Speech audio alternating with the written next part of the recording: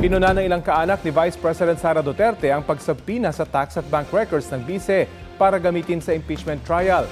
Sa kanyang social media post na nasa salitang Bisaya at isinali ng GMA News sa Filipino, kinwestiyon ni Davao City 1st District Representative Paulo Duterte na kapatid ng bise kung bakit ngayon lang hiningi ng prosekusyon ng sabpina para sa kahon ng tax at bank records ni VP Duterte at asawang si Attorney Mans Carpio.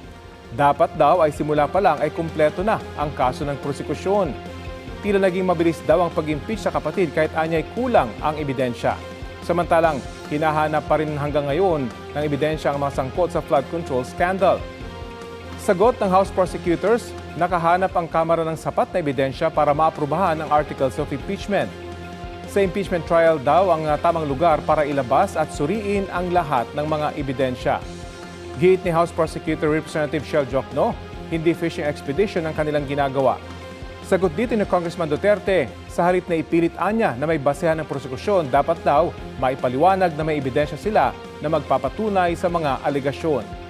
Sabi naman ni Puwersa ng Pilipinong Pandagat Party List Representative Harold Duterte na pinsan ng bise, dapat nakabase sa ipresenta sa Kamara ang ginagamit ng prosekusyon.